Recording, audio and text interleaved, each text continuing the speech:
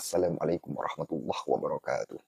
Saudara-saudara sekalian yang saya banggakan dimanapun Anda berada. Kiai Marzuki Mustamar. Kemarin ramai ya seputar berita FPI ya menolak beliau. Tidak tahu lengkapnya seperti apa dan bagaimana. Namun di dalam video ini beliau Kiai Marzuki memberikan sebuah informasi yang cukup penting untuk kita dengarkan bersama. Bagaimana video lengkapnya? Kita akan putarkan sebentar lagi dan mohon agar supaya video ini disimak sampai akhir ya. Jadi untuk teman-teman sekalian, kita simak video ini sambil ngopi ya. Kita simak video ini sambil ngopi, sambil enjoy ya. Kita fokus, kita pahami bersama-sama. Oke? Biar tidak panjang lebar teman-teman ya. Kita simak ya. Seperti apa dan bagaimana? Ya, sebelum saya putarkan videonya, ya kita intro dulu.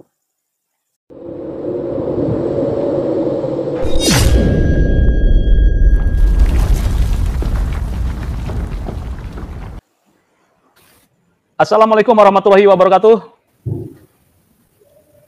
Pemirsa pada Suara TV, sore ini kita akan membahas atau mempertanyakan tentang berita yang muncul di media nasional, yaitu Kiai Marzuki Mustamar ditolak ceramah di Surabaya, ratusan banser siaga.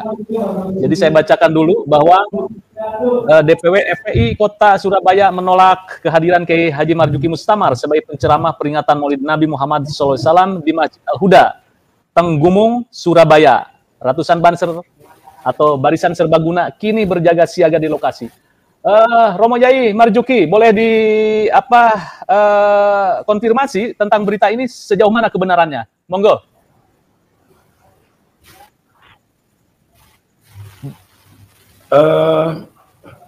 Kalau surat dari Front Persaudaraan Islam Surabaya yang beredar menolak kehadiran saya memang ada, tapi kertas fisiknya kami juga belum lihat. Dan informasi dari aparat memang juga ada. Tadi malam pas kami pengajian, aparat juga pada datang dalam jumlah nggak kayak biasanya. Kemudian dampak dari penolakan itu, bansernya yang hadir juga banyak, lalu pagar Nusa juga banyak, kemudian teman-teman PWI, Perjuangan Wali Songo Indonesia juga banyak, lalu LS juga banyak. Nah, cuma fisiknya surat penolakan itu sendiri kami nggak melihat. Benar apa enggaknya, walau alam. Cuma kesimpulan saya kalau melihat kayak begitu, lalu aparat juga bilang itu penolakan itu memang benar-benar ada. Ya, baik. Kalau boleh tahu apa alasannya isu yang beredar bahwa DPW FPI Surabaya itu menolak kehadiran atau ceramah Romo Yai Marzuki? Apakah terkait dengan materi ceramah yang mengulas tentang nasabah baib atau bagaimana, Romo Yai? Kami nggak tahu. Mereka hanya beralasan Surabaya yang sudah kondusif, yang sudah tenang, damai, jangan diusik, intinya begitu. Kayaknya kehadiran saya itu khawatir merusak perdamaian, seakan-akan kayak begitu. Kami sendiri andai sempat ngomong langsung kepada pihak FPI, kepingin mengatakan sebetulnya apa ada sikap saya, keputusan saya, ceramah saya yang menimbulkan perpecahan, yang menimbulkan permusuhan. Apa saya pernah mengajak orang bermusuhan? Apa saya pernah mengkafirkan orang lain? Apa saya pernah menyesatkan orang lain? Apa saya pernah mengajak jamaah mengasah golok? Apa saya pernah mengajak jamaah mempersiapkan senjata? Seingat saya nggak pernah. Kalau terlalu khawatir dengan kehadiran saya, khawatir menimbulkan kekisruan. Nah, yang gampang kisruh, yang sensitif itu pihak saya kah atau pihak yang lain? Kami ingin bertanya seperti itu sebetulnya. Andai bisa bertemu ya. setahu saya yang ngajak orang lain ngasah golok bukan saya, yang mengkafirkan kelompok lain bukan saya, yang mentauhidkan Pancasila bukan saya, yang mengatakan Pancasila ada di pantan Bung Karno bukan saya, yang mengatakan istananya istana iblis, lalu presidennya goblok, Polri-nya dajjal, yang mengatakan itu seingat saya bukan saya. Yang mengatakan Gus Dur buta mata buta hati juga bukan saya. Nah, lalu kalau ceramah atau kehadiran penceramah dikhawatirkan menimbulkan kekisruhan perpecahan, yang dikhawatirkan timbul perpecahan itu yang penceramah kayak begitu atau penceramah yang enggak seperti itu. Kami juga nggak ngerti ya, karena nggak sempat ketemu ya. Baik, Romo Yai, apakah kemudian pengajian yang kemarin berjalan secara lancar ketika Banser turun, Pagar Nusa turun, dan Pak Yai tetap bisa berceramah? Atau bagaimana, Romo Yai? Kami ceramah dengan tenang, dengan damai, aman, lancar. Materi tersampaikan, terserap dengan baik. Kemudian teman-teman sahabat Banser juga dari Laskar Sabilillah, dari Pagar Nusa, dan aparat kepolisian juga sigap. Bagaimana sejak kami turun dari panggung sampai masuk mobil, lalu kanan kiri mobil, depan belakang dipenuhi teman-teman tim pengamanan, sampai keluar jauh, itu luar biasa. Kami sampaikan luar biasa teman-teman Banser, Pagar Nusa, Laskar Sabilillah, PWI, ada juga PSHT, ada juga dari Bonek. Kami sampaikan terima kasih. Mereka seakan benar-benar terlatih dan profesional melakukan pengamanan dalam situasi-situasi tertentu. Luar biasa. Hanya memang rupa-rupanya ada kesepakatan dari pihak pihak mereka mungkin dengan pihak takmir atau panitia yang dimediasi aparat kepolisian, hadir boleh tapi jangan bahas nasab. Ketika acara makan-makan sebelum naik panggung, kami juga dipesan oleh aparat kepolisian, juga oleh panitia, oleh ketakmiran, supaya nggak bahas nasab. Ya kami juga nggak bahas.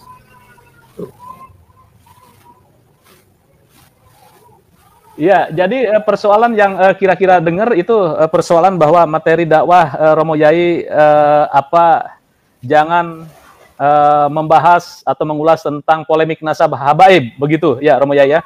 Kemudian ceramah materi semalam apakah menyinggung soal itu apa tidak Romo Yai? Pokoknya dipesan jangan bahas nasab, sehingga kami bahas tentang keislaman, lalu membahas tentang keahlussunnah wal jamaah, aswaja, lalu membahas tentang ber-NKRI harga mati dengan segala kemajemukannya, bagaimana bertoleransi. Selesai didoakan, yang mendoakan juga pihak Arab, karena ada orang Arab yang datang juga beberapa, ikut naik panggung juga, tak beri kehormatan mimpin doa. Habis itu pamit sudah. Ya baik, Romo Yai memang saya mendengar bahwa Romo Yai itu ikut juga mendeklarasikan atau hadir di dalam pembentukan atau deklarasi PWI itu di daerah salah satunya di Jawa Timur. Apakah itu mungkin karena sikap Romo Yai sekarang lebih cenderung ke kelompok yang pro terhadap kajian nasab atau seperti apa Romo Yai? Acara Pasuruan itu acara di Gus Suadi Abu Amar. Sejak bertahun-tahun acara maulid di situ memang hampir rutin saya yang ngaji. Diundang ke sana juga dalam rangka menghadiri pengajian maulid. Nah, terus ternyata ada pelantikan PWI dan Laskar Sabilillah. Lalu karena saya dipandang yang sepuh, saya diberi kehormatan untuk membacakan baiat. Lalu saya bayat karena kebetulan bayatnya saya agak apal. Terus ya saya bayat, terus nggak sebegitu membaca teks. Seakan-akan bayat itu dari saya. Padahal bayat itu ya ada di teks itu sebetulnya. Terus sekalian kami memberi sambutan ketika itu di Pasuruan. Dalam memberi sambutan di Pasuruan juga di beberapa tempat pengajian, intinya saya sangat memaklumi kalau nasab itu dikaji secara saksama, secara tulus, bening, bersih, lurus niatnya, padang hatinya, objektif, transparan, untuk memberi kepastian status habaib atau yang lain-lain itu memang keturunan Nabi apa bukan. Nah, kajian itu menurut kami sangat diperlukan. Perkara nanti hasilnya apa itu nanti. Jadi saya konteksnya bukan masalah mengisbat atau menafikan, tapi bahwa nasab itu dikaji penting. Jangankan nasab orang mengintisab kepada Nabi, nasabnya Mas Yusuf Mares itu juga perlu dikaji, karena itu nanti terkait dengan hak waris, terkait dengan masalah makrom, terkait dengan silaturahim kekerabatan, dan segala macamnya. Jadi kajian nasab itu penting. Lalu kenapa khusus nasab Rasulullah itu perlu dikaji? Saya sampaikan di banyak tempat bahwa pegangan umat Islam supaya selamat itu 3. Taraktu fikum amrain lan tadillu ma in tamassaktum bihima, kitaballah wa sunnata rasulih. Riwayat lain, kitaballah wa itrati. Aku tinggalkan buat kalian semua supaya selamat 2 pusaka. Jika kalian pegangi 2 pusaka itu, selamatlah kau. Jika tidak, celakalah kau. Apa? Al-Quran dan Sunnah. Tapi hadis lain, Al-Quran dan keluargaku. Berarti yang harus kita jaga Quran, Sunnah, dan keluarga Nabi. Quran sebagai pegangan utama, clear dari dulu. Sampai sekarang nggak ada perbedaan tentang Quran. Mau NU, Muhammadiyah, apapun beda paham, tapi sepakat Qurannya sama. Lalu sejak zaman Imam Bukhari dan yang lain-lain, upaya mengeklirkan hadis juga selesai. Dari 100.000 hadis lebih, dilakukan filterisasi, dilakukan kajian, tracking, pelacakan, penelusuran, penelitian, al-jarh wa ta'dil oleh Imam Bukhari, Imam Muslim, dan yang lain-lain. Lalu diputuskan ini yang sahih, tersambung, terkonfirmasi, ini yang tidak sahih, putus, semuanya sudah selesai. Dari 100.000 hadis lebih di Bukhari tinggal 4.000-an. Dari 100.000 lebih di Muslim tinggal 4.000-an. Dan nggak apa-apa, membuang banyak tapi jadi clear, jadi bersih, dan benar-benar menjadi pegangan bagi umat Islam supaya selamat.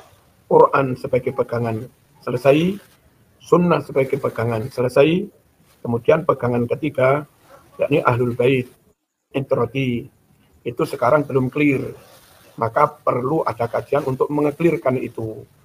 Yang ke rumah juga sesama orang Arab, kadang yang bilang, ada yang bilang, Kiai nggak usah percaya pada itu bukan itu. Nanti yang lain juga bilang begitu kadang ke saya, nggak usah percaya pada itu bukan. Kami ini orang Jawa, nggak tahu zaman itu Tamim, apa zaman ini Kohtoni, apa zaman ini Habasyah. Kami nggak tahu. Nah, tapi kalau intern mereka sendiri ada perbedaan, pertentangan, nggak perlukah dikaji supaya clear? Saya kira perlu, karena ada pertentangan di intern mereka. Lalu jarak nasab, ada yang bilang aneh nasab ke-28, aneh nasab ke-29, lalu diralat katanya bilangnya baru tidur ngantuk, kemudian bilang lagi aneh nasab ke-38, ada yang bilang nasab ke-40 sekian, ada yang bilang nasab ke-50 sekian. Keturunan yang sama, dalam hitungan abad yang sama, tahun yang sama, 1446 Hijriah, yang mereka klaim keturunan Nabi yang sama. Kok jaraknya terlalu jauh? Kalau ada yang bilang nasab ke-28, lalu ada yang bilang nasab ke-53 misalnya, itu terpaut 25 nasab. Nah, satu nasab itu kalau jarak rata-rata 25 tahun, 4 nasab 100 tahun. Lalu 8 nasab 200 tahun. 16 nasab 400 tahun. 20 nasab 500 tahun. 25 nasab 600 tahun. Intern mereka sendiri, kadang dalam mengeklaim kami nasab keberapa, itu ada fajwah, ada gap, ada disparitas yang sangat jauh. Tidak perlukah kita juga melakukan klarifikasi, pelacakan untuk memastikan di antara pendapat mereka yang beda itu mana yang benar. Menurut kami kajian itu penting karena di intern mereka juga ada perbedaan pendapat. Lalu kalau misalnya orang yang ngaku keturunan Nabi, nggak jauh-jauh dari Nabi lah, itu kita bisa memaklumi.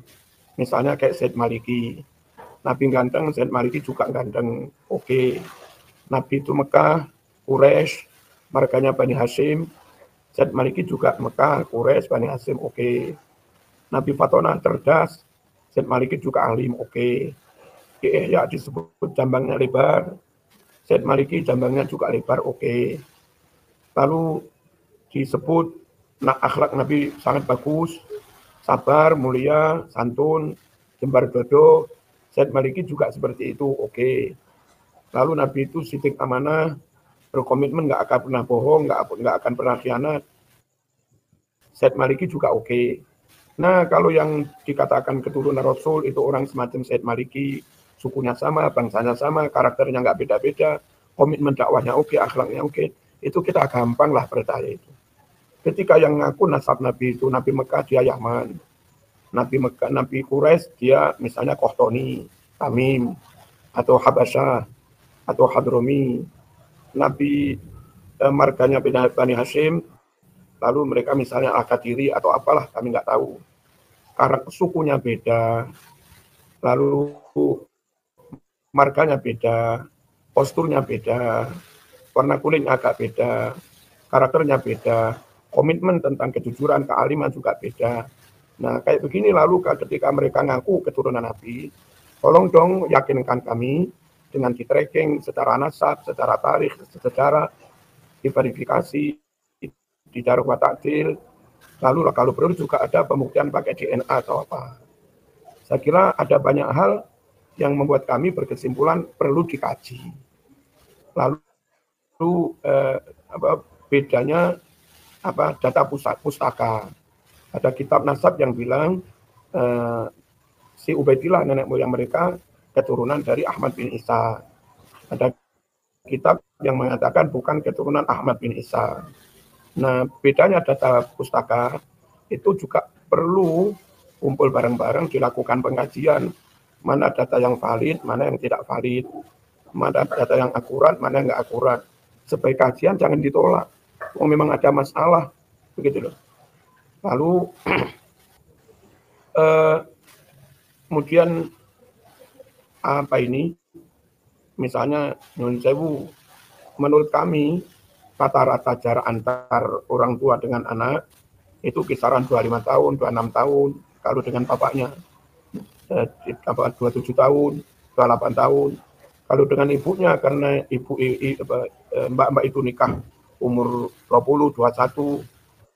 Jarak anak dengan ibunya itu kadang 22, 23, 24. Rata-rata jarak nasab ya kisaran 25 lah. Kalau 1000 tahun nasab ke 40.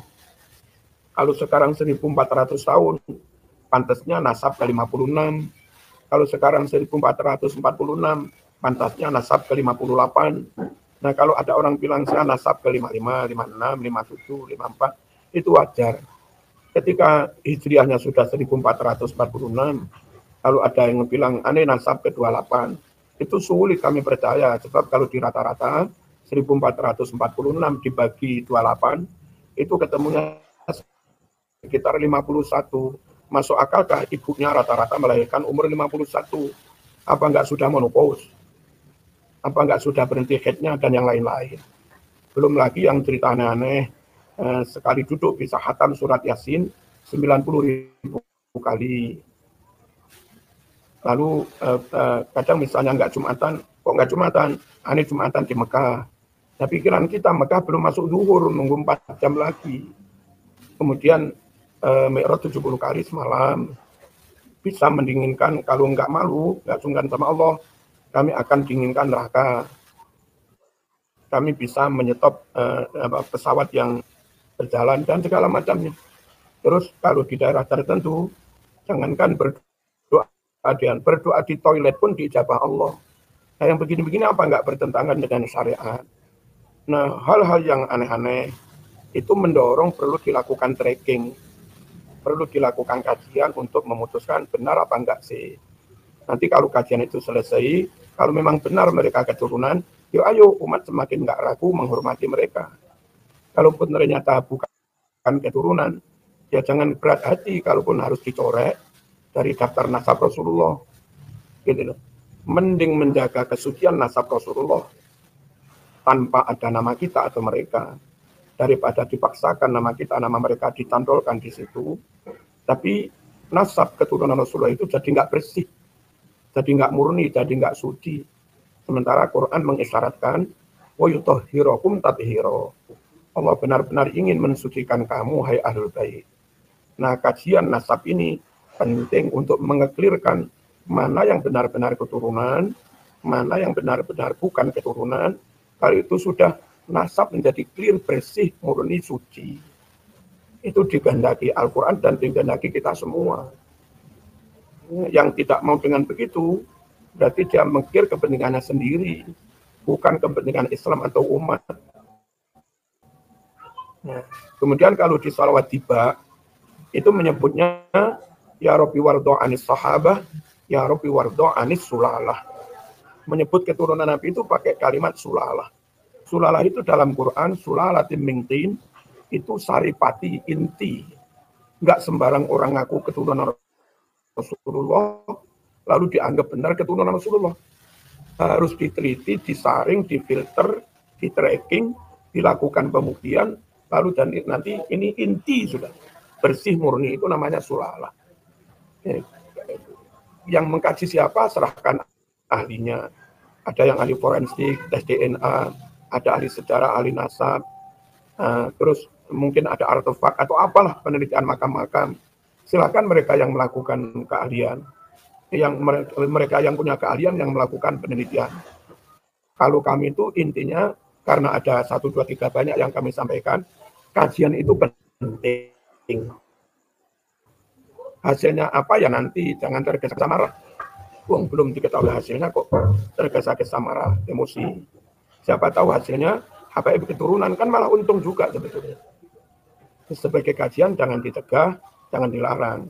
Lalu mohon-mohon kepada negara nanti setelah Pak Prabowo dilantik, kami sangat berharap intelijen turun, fair, kemudian aparat dibuatkan tim resmi oleh negara, di daerah negara, melibatkan para ahli, itu mengkaji itu. Kenapa ngurusi nasab orang lain? Kalau nasab Marzuki, nasab Mas Yusuf, nggak dikaji nggak apa-apa. Tapi nasab mereka yang ngaku keturunan Rasulullah harus dikaji. Karena terkait dengan perintah menjaga Quran, menjaga sunnah, dan menjaga keluarga Nabi.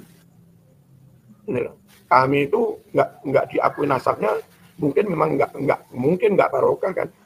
Tapi yang keturunan Nabi benar kan diyakini ada barokahnya. Jadi perlu dikaji itu karena hal-hal yang seperti itu. Nah, kemudian belum lagi pemalsuan makam-makam, makam kerajaan, makam pahlawan nasional. Lalu klaim-klaim kata Anda Indonesia itu milik wali-wali tarim dan segala macamnya. Lalu pemalsuan sejarah dan segala macamnya. Itu kalau negara nggak segera turun tangan, sementara kita ingin negara ini tetap seperti ini, nggak diklaim oleh bangsa lain, kalau dibiarkan mesti tengkar nanti. Nah, supaya tengkar grassroots ini nggak terjadi, mohon dengan sangat negara turun tangan, tapi yang tulus ikhlas. Jangan ada kepentingan nanti dihisap loh. Pak Prabowo juga dihisap, para intelijen juga dihisap, para jenderal juga dihisap, tim juga dihisap, kita dihisap, habaib juga dihisap, semuanya dihisap. Dan harus jujur sejujur-jujurnya. Nanti yang terbukti suka memalsukan makam atau sejarah atau apa, ya harus ditindak. Sampaikan ke publik, fulan-fulan suka bohong. supaya umat nggak percaya lagi kepada pembohong. Dulu ada perawi sekali bohong, hadisnya dinyatakan palsu. Nah, ini kalau terbukti berkali-kali bohong, masuk nggak diumumkan bahwa dia pembohong? Supaya umat menghindari, lalu nggak usah memakai, nggak usah percaya kepada dawuhnya. Kalau itu nggak dilakukan, terjadi penyesatan.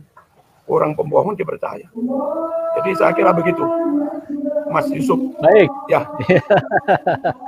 Baik, terima kasih Romo Yai. Mungkin ada sebagai penutup ini mau maghrib kepada Nahdijin dalam hal polemik nasab ini mungkin ada pesan-pesan khusus Romo Yai terhadap para Nahdijin. Monggo. Intinya begitu, bahwa kajian nasab penting karena hal banyak yang kami sampaikan. Lalu kalau siapapun dari kelompok muhibbin atau siapa yang merasa punya keahlian, monggo kumpul. Syukur-syukur itu difasilitasi negara resmi, ada tim resmi. Lalu nanti hasilnya diputuskan oleh negara masuk dalam lembar negara untuk jadi pelajaran sejarah ke depan. Terhadap kelompok ini begini-begini, awas. Terhadap kelompok ini begini-begini, awas. Ini loh, supaya jadi pelajaran bagi bangsa ini. Ini harapan kami seperti itu. Kalau di Malaysia ada sanksi hukum, orang yang ngaku keturunan. Di Saudi juga ada sanksi. Nah, supaya Indonesia itu ada data resmi, lalu itu bisa dipakai dasar buat regulasi, lalu ada sanksi. Sekali lagi, negara perlu turun tangan. Ya. Baik. Ya, baik. Terima kasih luar biasa ini masukan dari Romo Yai Marzuki Mustamar bahwa negara untuk turun tangan terhadap polemik nasab ini. Mudah-mudahan juga ini didengar oleh Pak Prabowo dan kabinetnya nanti sehingga polemik nasab ini tidak berlarut-larut. Begitu ya, Romo Yai?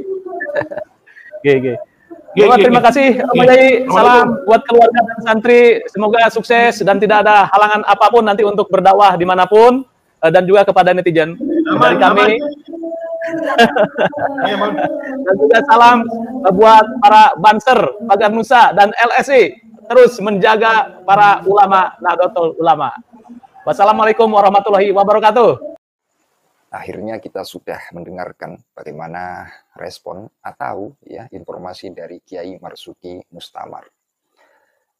Beliau ini merupakan salah satu ulama yang saya sering ikuti ya terkait kajiannya, terkait ya ceramah-ceramahnya yang sudah tersebar di sosial media. Artinya beliau memang ulama yang top ya dan cukup luar biasa ya di dalam mengkritisi ya, di dalam mengcounter seperti itu ya orang-orang yang mungkin dipandangnya oleh beliau adalah orang-orang yang gagal paham atau salah paham, mungkin terkait hadis, mungkin terkait ya ayat Al-Quran ya. Jadi saya lihat dari apa yang telah ada ya beliau merupakan ulama yang Masya Allah ya sangat luar biasa. Ketika beliau menjelaskan tentang akidah, wah sangat luar biasa ya. Dan semoga beliau diberikan kesehatan oleh Allah, dilindungi oleh Allah, serta dipanjangkan umurnya, dan semoga beliau diberikan semangat ya di dalam memberikan pencerahan terhadap umat Nabi Muhammad SAW. Ya, kita doakan beliau panjang umur yang barokah. Amin, amin, ya Rabbal Alamin.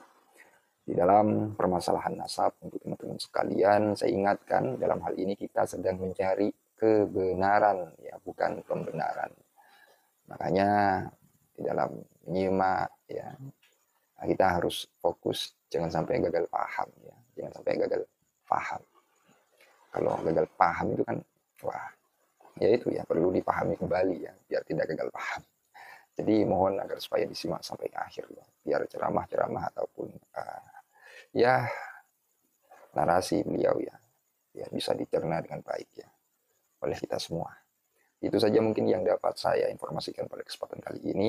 Kurang lebihnya jika ada kekeliruan, kesalahpahaman dari apa yang telah saya kemukakan, saya pemilik channel Official mohon maaf sebesar-besarnya. Itu saja akhirul qaul, ihdinas siratal mustaqim. Wassalamualaikum warahmatullahi wabarakatuh. Terima kasih.